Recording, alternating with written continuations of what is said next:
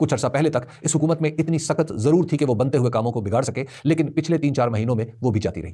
اب اس کا وجود فلسفیانہ منطق کے زور پر ثابت ہو جاتا ہے، لیکن زمین پر کہیں دکھائی نہیں دیتا۔ یہ تصور کا وہ پرندہ ہے جو آسمان کی طرف سفر کرتے ہوئے نڈھال ہو چکا ہے۔ پھر یہ سوچ بھی پروان چڑھ رہی ہے کہ عمران خان کے لیے آسمان کی ناپسندیدگی اپنی جگہ، مگر اس گروہ سیاست کارہ سے محبت کا بھی تو کوئی جواز نہیں۔ یہ حالات ان لوگوں کی نظر میں ہے جن کے پاس دور تک دیکھنے والی آنکھیں ہیں۔ یہ حالات ہی انہیں امید دلا رہے ہیں کہ پہلے کی طرح موجودہ حکومت کی حیثیت کا تعین یا بقا بات چیت کا موضوع نہیں رہے گی۔ بات چیت ہوتی ہے یا نہیں ہوتی، آگے بڑھتی ہے یا کہیں رک جاتی ہے، یہ معاملات وہ جانے جنہیں یہ کام آتے ہیں۔ مگر اس سے پہلے کی جتنی کوششیں ہوئی ہیں، ان میں بہت بڑی رکاوٹ ایسی جگہ یعنی کمرے یا مکان کی دستیابی ہے جہاں کی جانے والی گفتگو ریکارڈ نہ ہو۔ دوسرے یہ کہ ایک دوسرے کو غلط سمجھ کر بات نہیں ہوتی، ایک دوسرے کو ٹھیک انداز میں سمجھنے کی کوشش کی جائے تو مسائل حل ہوتے ہیں۔ اور تیسرے یہ کہ ایسی کسی بھی کوشش سے پہلے ماحول بننا ضروری ہے۔ عمران خان کی ملاقاتیں بند کر کے یہ نہیں سوچا جا سکتا کہ انہیں وہ ماننے پر مجبور کیا جا سکتا ہے جو وہ نہیں چاہتے۔